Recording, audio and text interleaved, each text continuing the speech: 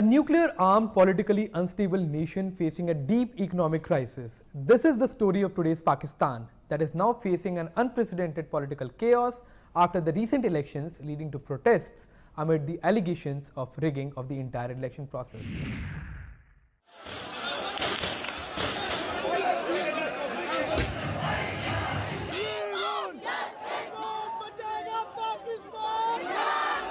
Shops and public transport services in various cities of Pakistan came to a standstill as protests erupted across the country after allegations of vote rigging in the recent elections. People also blocked highways and demonstrated against election results.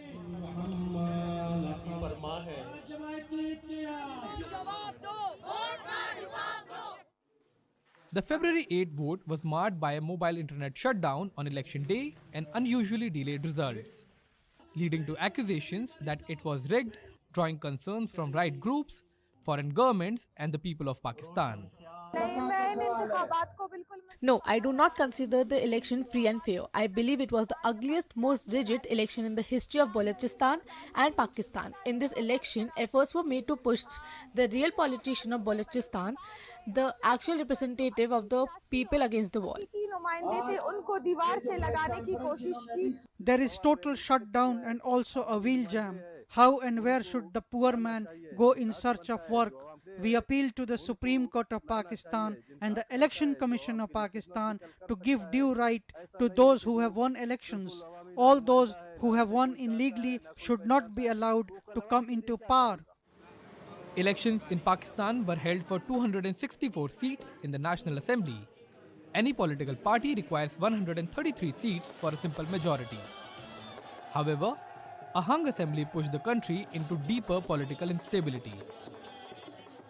The largest number of seats, 93, were won by independent candidates supported by PTI, political party of now jailed former Prime Minister of Pakistan, Imran Khan, followed by 80 seats of Pakistan Muslim League Nawaz, the political party of Nawaz Sharif, who has served as the Prime Minister of Pakistan thrice. And with 54 seats, third spot was secured by Pakistan People's Party headed by Bilawal Bhutto Zardari, son of assassinated Prime Minister of Pakistan Benazir Bhutto. Soon after the results were announced, several political candidates filed complaints in courts against the result, calling the vote of 8th February anti-state elections.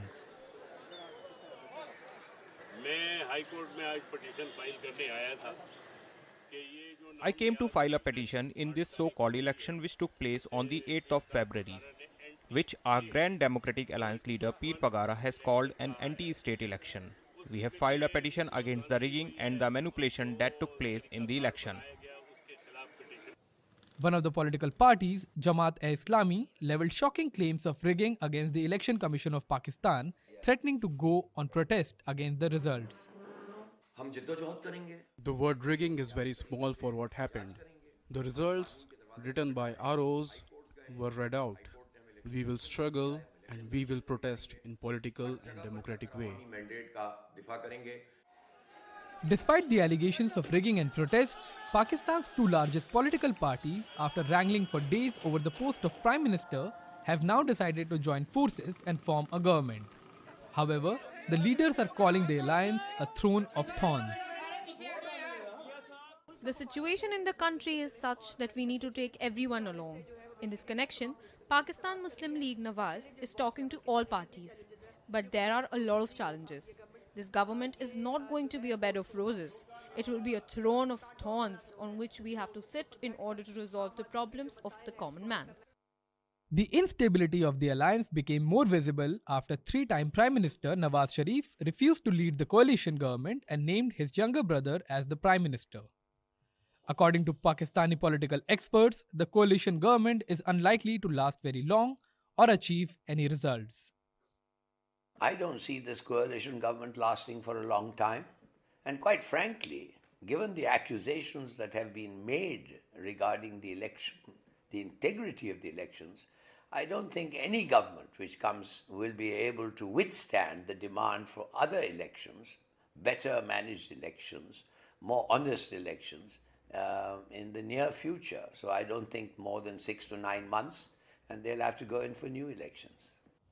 Analysts believe the alliance government will push the country into deeper crisis.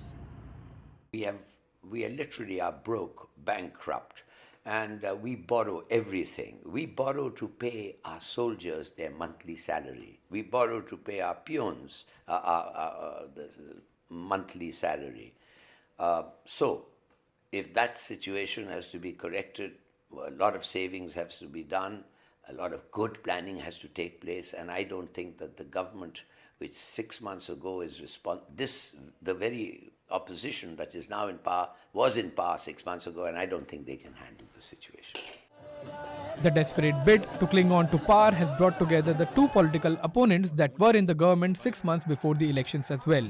However, the squabbling over power once again is likely to deepen concerns about the stability of the nuclear-armed nation, which remains mired in an economic crisis and is battling a surge in militant violence arising out of homegrown terror outfits. Bureau Report, DD India.